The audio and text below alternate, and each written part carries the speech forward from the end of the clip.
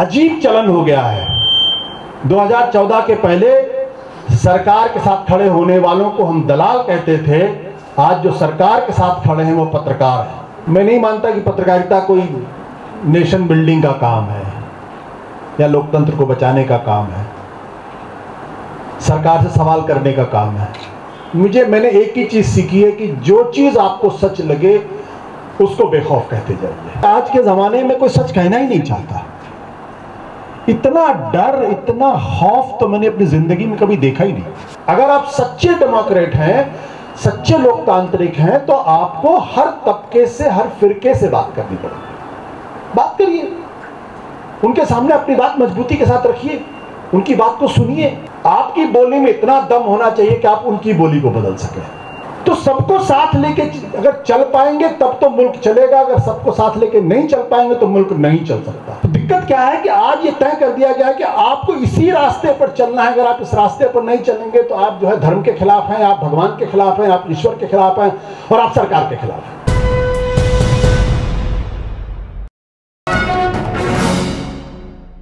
मैं एक ही बात जो हमने अपने बुजुर्गों से सीखी, जिनसे हम लोगों ने पत्रकारिता सीखी है, कि वो, मैं नहीं मानता कि पत्रकारिता कोई नेशन बिल्डिंग का काम है या लोकतंत्र को बचाने का काम है, सरकार से सवाल करने का काम है। मैंने एक ही चीज सीखी है कि जो चीज आपको सच लगे उसको बेखौफ कहते जाइए। जब आप उस बात को कहेंगे तो आप देश को भी आजाद करा लेंगे, आप नेशन बिल्डिंग भी कर लेंगे, आप डेमोक्रेसी को भी बचा लेंगे, आप समाज को भी एक रास्ता दिखा देंगे।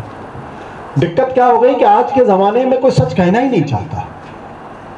इतना डर, इतना खौफ तो मैंने अपनी जिंदगी में कभी देखा ही नहीं। इतना डर, किस बात का डर है मुझे तो नहीं समझ में आता। 5 साल से मैं अपना YouTube चैनल चला रहा हूं, मुझे तो किसी मंत्री का फोन नहीं आया, न किसी नौकरशाह का फोन आया। यह बात जरूर पता चलती रही कि भाई हमारे खातों की जांच पड़ताल चल रही है। तो जिन लोगों ने जानकारी दी, मैंने कहा जांच पड़ताल कर लीजिए, अगर उसमें गड़बड़ी होगी तो ठीक है, हम कानून के प्रति जवाबदेह होंगे, अगर गड़बड़ी नहीं है तो भी डरना किस बात का। राजस्थान मिशन 2030 की बागडोर अब आपके हाथों में है। हम सब इस बात के साक्षी रहे हैं कि पिछले 4 सालों में राजस्थान ने स्वास्थ्य, सामाजिक सुरक्षा, शिक्षा, सूचना प्रौद्योगिकी, सौर ऊर्जा, पर्यटन, हस्तशिल्प समेत कई क्षेत्रों में बड़ी तेजी से तरक्की की है। और इसमें कोई दो राय नहीं कि ये सब संभव हुआ है तो आप सभी राजकीय अधिकारियों और कर्मचारियों की लगातार कड़ी मेहनत, अपने कर्तव्य के प्रति समर्पण और योजनाबद्ध तरीके से काम करने से पूरा राजस्थान आपकी मेहनत को सलाम करता है।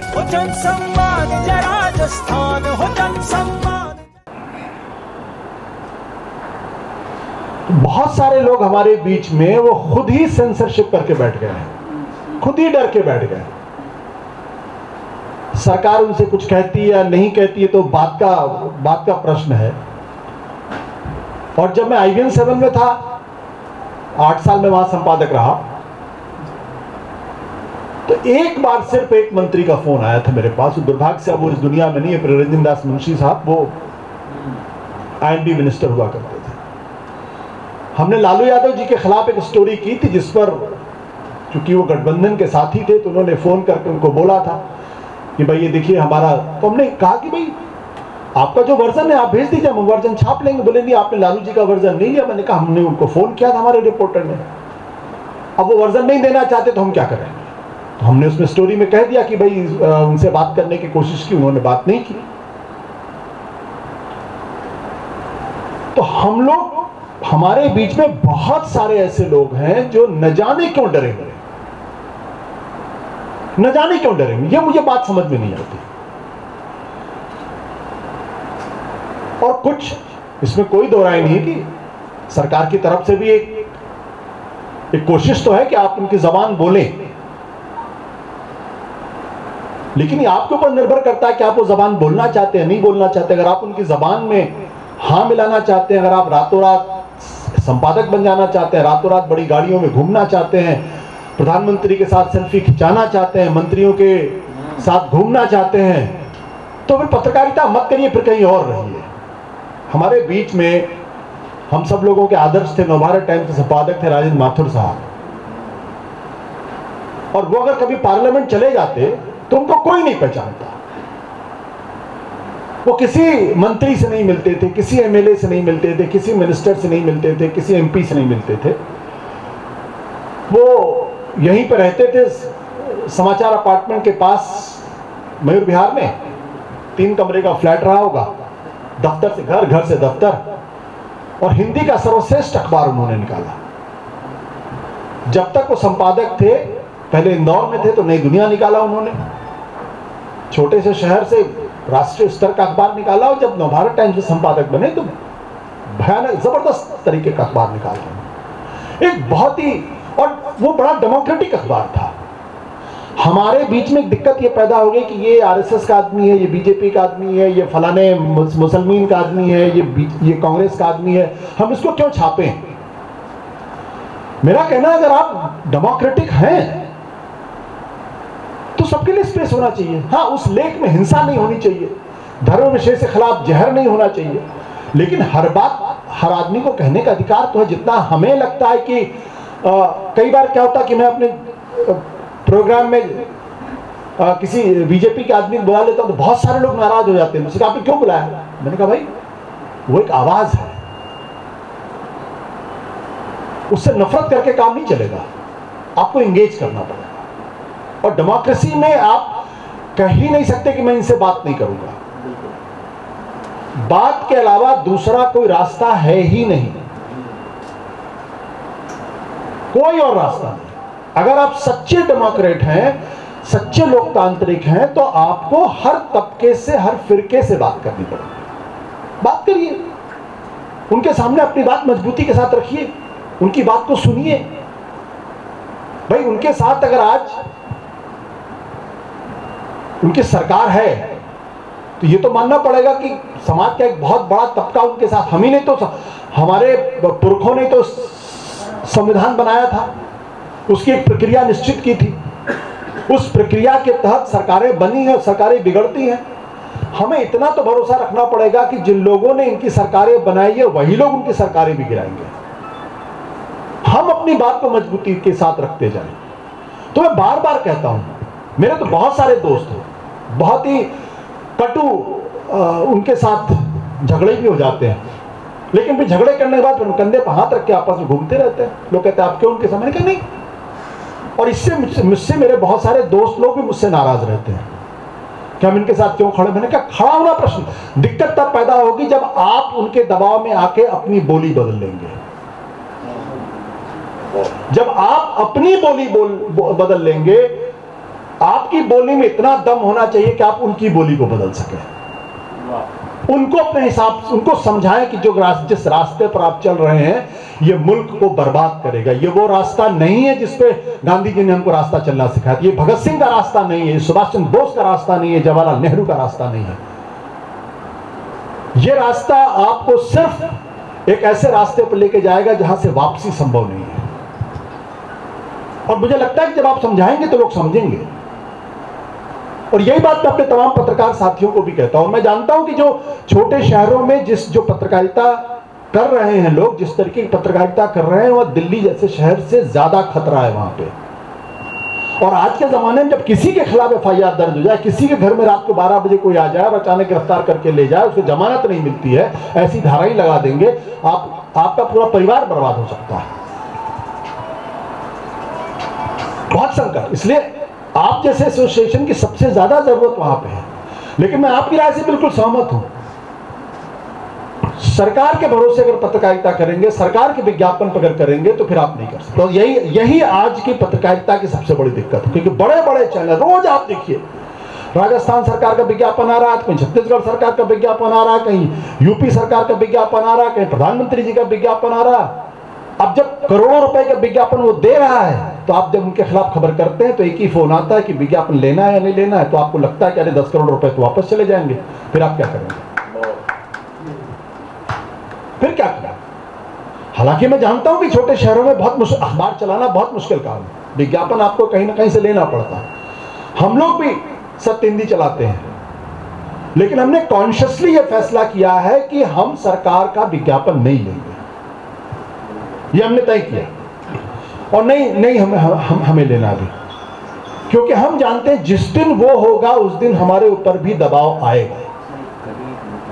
और फिर उस दबाव क्या है कि लालच भी एक चीज होती है ना। आप जब आपके खींचने से 10 करोड़ रुपए या 10 लाख रुपए या 10 पैसे निकलने का खतरा पैदा हो जाता, तो फिर आदमी कहता है छोटी सी तो बात है, मान लो 10 पैसे आ जाएंगे जेब में। दिक्कत वहां पे पैदा हो जाती है। मैं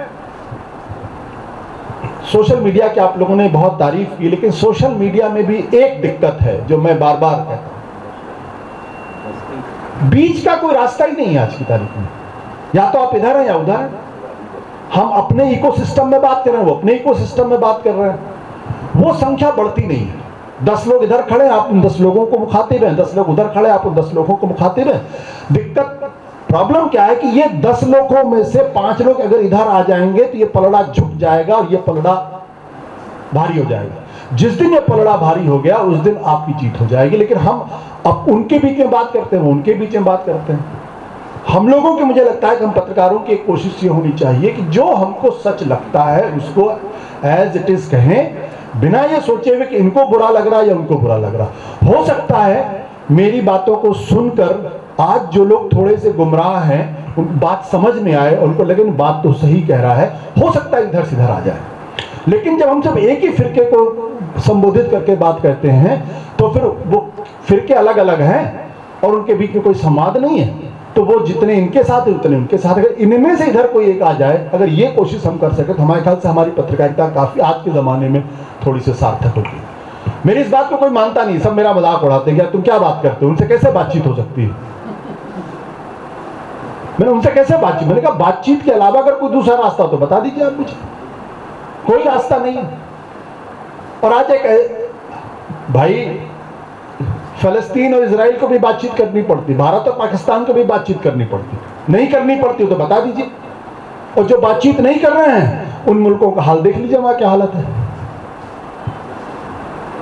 गांधी जी कि आजादी की लड़ाई में जिस एक शख्स ने सबसे ज्यादा आलोचना की और क्या क्या नहीं कहा उनको, वो थे बाबा साहब अम्बेडकर। और 1932 में जब पूना पैक्ट, जब सेपरेट इलेक्टोरेट की बात हो रही तो गांधी जी ने उसका विरोध किया कि नहीं ये तो नहीं होगा। गांधी जी आमरण अनशन में बैठ गए। तो लुई फिशर की किताब है जिन्होंने भारत की आजादी की पूरी बारे में बातचीत की है। उन्होंने कहा कि कोई एक शख्स था, ये उनकी टिप्पणी थी जो मुझे लगता है कि सही नहीं थी, लेकिन उन्होंने टिप्पणी की थी कि गांधी जी के जो ये इंडेफिनिट आमरण अनशन था कि कोई एक शख्स था जो उनकी मौत की कामना कर रहा था, तो वो थे बाबा साहब अम्बेडकर। ये उनकी टिप्पणी उस किताब में है। लेकिन दोनों लोग बैठे, तमाम मतभेद थे, खूब नोक-झोंक हुई, लेकिन ये तय हुआ कि आरक्षण पे हम कुछ रास्ते उन्होंने छोड़े, कुछ उन्होंने छोड़े, आरक्षण में बात हो गई। और जब 1947 में मुल्क आजाद हुआ तो गांधी जी ने कैबिनेट के लोग जवाहरलाल नेहरू को बुला के कहा कि एक ही आदमी है जो देश का संविधान बना सकता है, उनका नाम है बाबा साहब अम्बेडकर, जाके खोज को लेके आओ। उनको लॉ मिनिस्टर बनाया। तो गांधी जी का भी दिल तो छोटा हो सकता था ना, लेकिन दिल उन्होंने बड़ा किया। तब जब फिर उन्होंने कहा कि आप हिंदू महासभा के श्यामा प्रसाद मुखर्जी को भी रखिए, वो भी उस कॉन्स्टिट्यूएंट असेंबली में बने, वो भी कैबिनेट के मेंबर बने। और जब धारा 370 बात हुई तो श्यामा प्रसाद मुखर्जी ने बात नहीं बोली, कुछ नहीं बोला वहां पे। तो सबको साथ लेके अगर चल पाएंगे तब तो मुल्क चलेगा, अगर सबको साथ लेके नहीं चल पाएंगे तो मुल्क नहीं चल सकता। और यही इस मुल्क की सबसे बड़ी खासियत है। आप चाहे सनातनी हो, चाहे हिंदू धर्म के मानने हो, चाहे इस्लाम के मानने वाले हो, चाहे क्रिश्चियनिटी के मानने वाले हो, इस मुल्क में कोई एक राह है ही नहीं। जब आप पढ़ते हैं हिंदू दर्शन को पढ़ते हैं तो उसमें तो 6 स्कूल ऑफ फिलॉसफी है। जिसमें से आधे से ज्यादा तो ईश्वर को ही नहीं मानते हैं। हमारे यहाँ तो चारवाक भी जो कहता है रणम कृत्वा गिवम प्रवेद, और उसके बाद की लाइन जो है वो वेद पढ़ने वाले लोगों के बारे में क्या कहते हैं वो मैं पढ़ दूं शायद जेल चला जाऊं, लेकिन उनको भी ऋषि का दर्जा दिया गया है। हमारे बीच में कबीर भी हैं। जब कहा गया कि कटमुल्लापन बहुत हावी था, तब उन्होंने कहा कांकर पाथर जोड़कर मस्जिद ले चलाए, ताचड़ मुल्ला बाग देखा बहरा हुआ खुदा। क्या किसी ने कबीर को फांसी चढ़ा दिया था? तब उनको ये कहने की इजाजत थी, आज ये कहने की इजाजत नहीं है।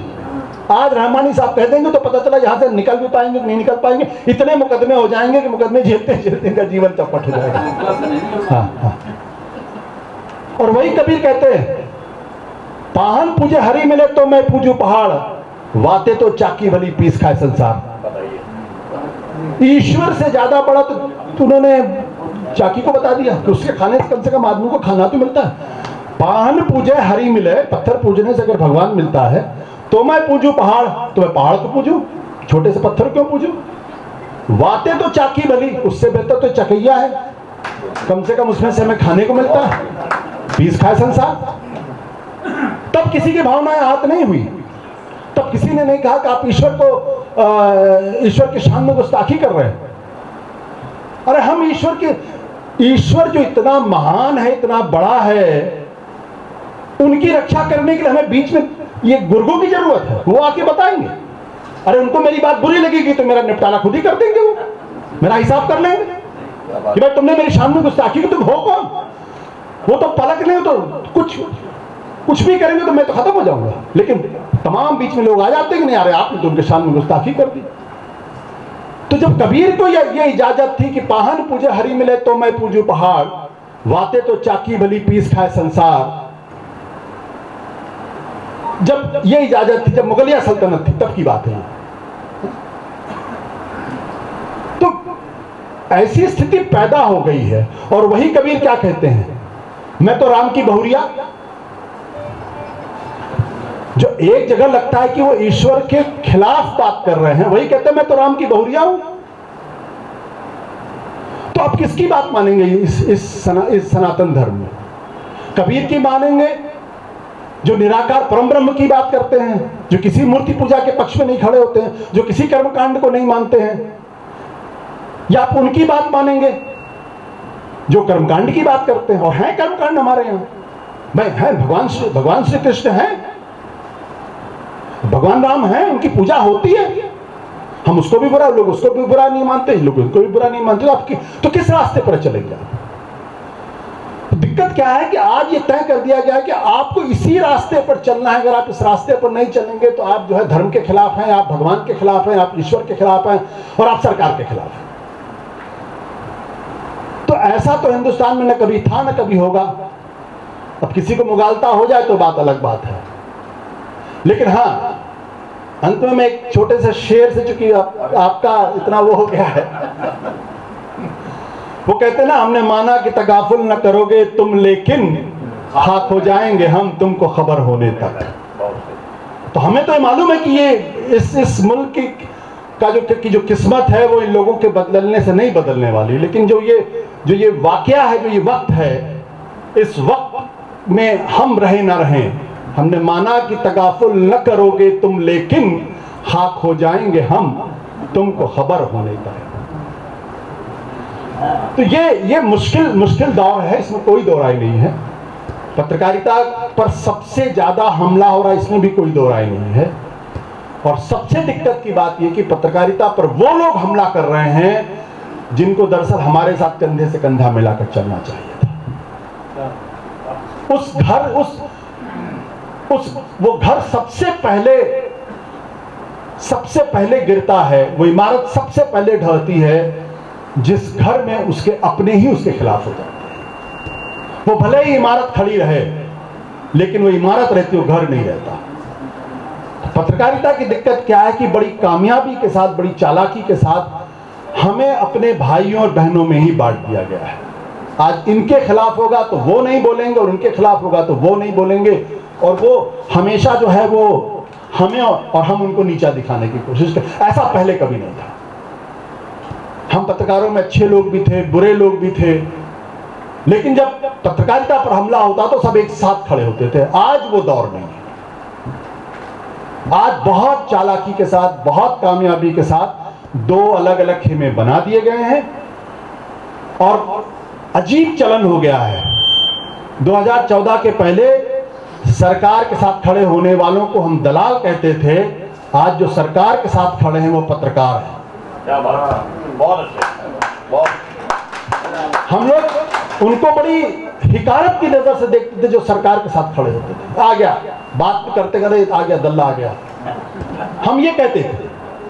उनका कोई सम्मान नहीं था। आज वही लोगों को पत्रकार माने जाते हैं और जो लोग पत्रकार नहीं मानते उनके बारे में, जो लोग सरकार के साथ नहीं उनके बारे में कहते थे एजेंडा चलाते हैं।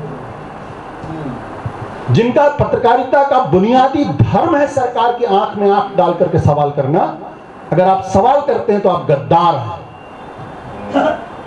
और जो सुबह से शाम तक सिर्फ विपक्ष की खाट खड़ी करते हो, गलती जगह कहते। रहमानी साहब अगर पैनल में मिल जाए तो फिर तो समझ लीजिए कि आज मजमा जम गया पूरी तरीके से। फिर रहमानी साहब से बड़ा गद्दार इस देश के अंदर कोई मौजूद नहीं है। ये कौन सी पत्रकारिता है? लेकिन मैं दाद दूंगा रहमानी साहब को और ऐसे बहुत तमाम लोगों को जो जाके मजबूती के साथ अपनी बातों को रखते हैं। और मुझे लगता है कि ठीक है, आज हमारी बात कोई सुने न सुने, लेकिन मेरा धर्म तो, गांधी जी एक बात कहते थे, मुझे वो वक्त टाइम भूल गया, कांग्रेस वर्किंग कमेटी की एक बैठक थी। उस बैठक में एक प्रस्ताव रखा गया, मुझे वो, और उसमें सिर्फ 2 लोग थे जिन्होंने इस प्रस्ताव का विरोध किया। मुझे वो वाकया हल्का सा भूल गया है।